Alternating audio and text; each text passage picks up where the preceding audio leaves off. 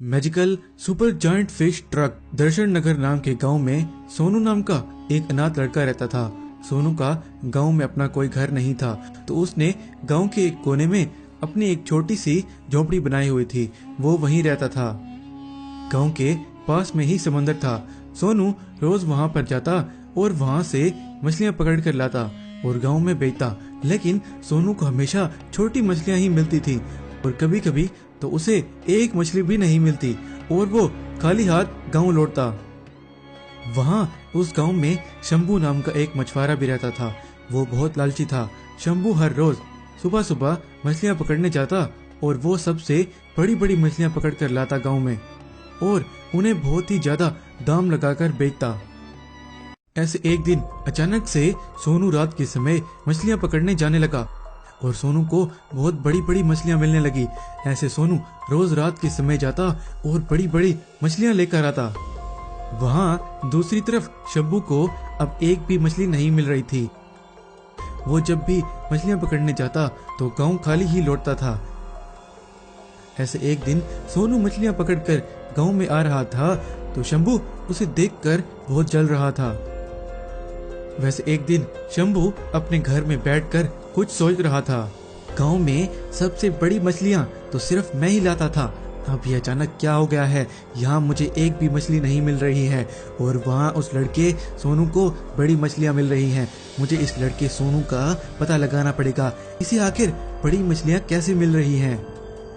अगले दिन जब रात के समय सोनू मछलियां पकड़ने जा रहा था तो शंभू भी उसका पीछा कर रहा था। जब सोनू समंदर के पास पहुंचा, वो वहां समंदर के अंदर से एक बहुत बड़ी जायंट मछली निकली और सोनू उसके मुंह के अंदर चला गया। और कुछ देर बाद सोनू बहुत बड़ी बड़ी मछलियां लेकर बाहर आया। ये सब शंभू भी देख रहा था। अच्छा, तो ये बात है। सोनू वो बड़ी बड़ी मछलियां इस जायंट फिश के अंदर से लेकर आता है। अगर मैं इस जायंट फिश का भीम सेठ को बता दूं तो वो मुझे इस जायंट फिश के बहुत पैसे देगा और मैं एकदम माला माल हो जाऊंगा। अगले दिन शंभू भीम सेठ के पास चला जाता है और उसे उस जायंट फिश का बता देता है। अच्छा शंभू, अगर तुम्हारी ये बात सच है तो हम उस जायंट फिश को पकड़कर विदेश में बेच देंगे और इसके हमें करोड़ों डॉलर्स मिलेंगे। हम तो एकदम माला माल हो जाएंगे। मैंने उस जायंट फिश को पकड़ने का प्लान बनाया है। उससे हम उस जायंट फिश को मिनटों में पकड़ लेंगे। आज जैसे ही रात होगी हम उस जायंट फिश को पकड़ने जाएंगे। वैसे रात हो जाती है और वो भीम सेठ और शंभू एक बहुत बड़ा ट्रक लेकर उस जायंट फिश का पानी से निकलने का वेट कर रहे होते हैं। कुछ ही समय गुजरता है और वो जायंट फिश पानी से बाहर आती है। भीम सेठ उस जायंट फिश को देखकर बहुत आश्चर्य होता है और अपने एक गुंडे को कॉल करके ऑर्डर देता है। कुछ ही देर में वहीं भीम सेठ का गुंडा एक हेलीकॉप्टर लेकर आता है और उससे वो जायंट फिश पर एक जाल डाल देते हैं और जाल से उस जायंट फिश को उठाकर उस बड़े ट्रक पर डाल देते हैं। शंभू, तुम्हारी बात तो एकदम सच थी। अब ये जायंट फिश हमारे हाथ लग गई है। अब इसे यहाँ से ले जाते हैं और इस जायंट फिश को विदेश रवाना करते हैं। जब सोनू उस जायंट फिश को ट्रक पर लोड देखता है तो सोनू भी भागते भागते वहाँ पर आ जाता है। तुम लोग इस जायंट फिश को पानी में वापस डाल दो, नहीं तो बहुत बुरा होगा तुम्हारे साथ। वहाँ खड़ा भीम सेठ अपने एक गुंडे को ऑर्डर देता है और वो गुंडा जाकर सोनू को बहुत जोर से लात मारता है और सोनू वहीं गिर जाता है। ये सब देखकर उस जायंट फिश को बहुत ही ज्यादा गुस्सा आ गया और वो उस ट्रक के ऊपर से हवा में उड़कर बोलने लगती है। तुम लोग कितने लालची हो, तुम्हें तुम्हारी इस लालच की सजा अवश्य मिलेगी। वो ये बोलकर भीम सेठ और शंभू और उनके गुंडों पर अपनी शक्ति इस्तेमाल करती है और वो सब मछलियों में बदल जाते हैं और वो जायंट फिश सोनू को भी ठीक कर देती है। Magical giant big foot fire bike. धरती से बहुत दूर एक जादुई दुनिया थी। वो बहुत सुंदर थी। उस जादुई दुनिया में बहुत सारे जादुई जीव रहते थे। एक दिन उस जादुई दुनिया की रानी ने अपने एक भरोसेमंद योद्धा को अपने पास बुलाया। हमारी ये जादुई दुनिया बहुत बड़े खतरे में है। वो काला शैतानी नाग हमारी इस दुनिया पर कब्जा करना चाहता है और हमारी शक्तिशाली अंगूठी चुराना चाहता है। लेकिन उस काले शैतानी नाग को तो बहुत सालों पहले ही पृथ्वी पर आपने किसी जगह पर कैद कर दिया था। वो वहाँ से कैसे आजाद हो सकता है? हमारी इस दुनिया में बहुत गद्दार मौजूद हैं, उनमें से किसी ने उसे आजाद करवाया है। हमारी शक्तिशाली अंगूठी किसी भी सूरत में उस काले नाग के हाथ में नहीं लगनी चाहिए। तुम अंगूठी को यहाँ से कहीं दूर ले जाओ और छुपा दो, जहाँ से अंगूठी को कोई ढूंढ ना पाए। वहीं रानी ने अपने जादू से एक बक्सा बनाया। वो जादू की अंगूठी उसके अंदर थी और वो बक्सा उस योद्धा को दे दिया।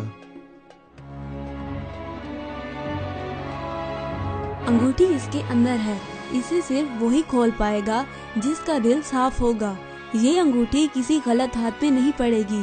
जाओ, इसे ले जाओ और छुपा दो। वो योद्धा उस जादुई बक्से को लेकर वहाँ से उड़ गया। वो उड़कर अंतरिक्ष में जा रहा था उस अंगूठी को किसी जगह पर छुपाने के लिए। तो वहीं उसके सामने वो काला शैतानी नाग आ गया और उस काले नाग ने उस योद्धा पर हमला कर दिया। तो उसके हाथ से वो बक्सा गिर गया और तेजी से वो बक्सा पृथ्वी की तरफ जाने लगा। नीचे पृथ्वी पर रात का समय था। वो बक्सा आसमान से बहुत तेजी से नीचे आया और सुंदरपुर गांव के पास वाले जंगल में गिरा और बहुत जोर का धमाका हुआ और वहाँ पर एक बहुत बड़ा गड्ढा बन गया। सुंदरपुर गांव में टिंकू नाम का एक छोटा लड़का रहता था। टिंकू वहाँ अपने पिता सोनू के साथ रहता था। सोनू एक आविष्कारक था। वो हर रोज नए नए आविष्कार बनाता रहता था। एक दिन सोनू ने एक उड़ने वाली मशीन बनाई। सोनू टिंकू से, टिंकू ये देखो, आज मैंने बहुत ही कमाल का आविष्कार बनाया है। अब बस इसकी टेस्टिंग करनी है। ये ज्यादा वजन के साथ नहीं उड़ सकती, तुम इसे उड़ा कर देखो। वैसे टिंकू उस मशीन को लेकर अपने घर की छत पर चढ़ गया और उसे उड़ाने के लिए एक बटन दबाया। वैसे देखते ही देखते वो मशीन उड़ने लगी। टिंकू को उसे उड़ाने में बहुत मजा आ रहा था, तो वो उसे लेकर अपने घर से दूर जंगल की तरफ चला गया और वो जंगल के ऊपर उड़ने लगा। वैसे वहाँ जंगल में कुछ शिकारी जानवरों का शिकार कर रहे थे। उन्होंने टिंकू को उस मशीन पर उड़ते हुए देख लिया।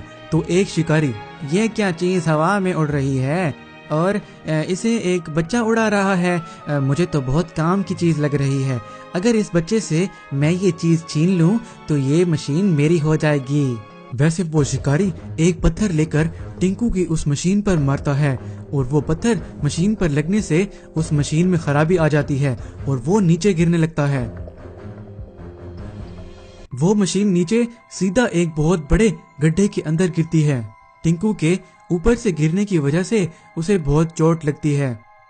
वैसे उसे वहीं एक चमकता हुआ बक्सा दिखता है, तो वो उसके पास चला जाता है। टिंकू उस बक्से को जैसे ही उठाने लगता है तो उसके अंदर से एक जादुई अंगूठी निकलती है और वो टिंकू की उंगली में आ जाती है। उस अंगूठी को देखकर टिंकू बहुत आश्चर्य होता है। तो टिंकू, ये कैसे हो गया? ये अंगूठी मेरी उंगली में कैसे आ गई और अब मैं इस गड्ढे से कैसे निकलूंगा? मेरी तो मशीन खराब हो गई है, अब ये उड़ भी नहीं सकती। बस ये बोल ही रहा था कि टिंकू में आग की शक्ति आ गई और वो उड़ने लग गया। उस गड्ढे के बाहर वो शिकारी ठहरा था अपनी बाइक लेकर कि टिंकू कब उस गड्ढे से निकलेगा और वो उसकी वो मशीन छीनेगा। वहीं आग की शक्ति से टिंकू उस गड्ढे से बाहर निकलता है। वो शिकारी टिंकू की शक्तियों को देखकर बहुत डर जाता है और वहां से भाग जाता है। बाद में उस काले नाग को भी उस अंगूठी का पता चल जाता है, तो वो भी उस जगह पर पहुंच जाता है। ए बच्चे, ये अंगूठी मुझे दे दो वरना मैं तुम्हें यहाँ मार डालूंगा। टिंकू ये सुनकर उस अंगूठी की शक्ति को इस्तेमाल करता है, तो वहाँ खड़ी उस शिकारी की बाइक जिंदा हो जाती है, एक फायर बाइक बन जाती है और आकार में भी बहुत बड़ी हो जाती है। और टिंकू उस बाइक को कंट्रोल कर रहा था।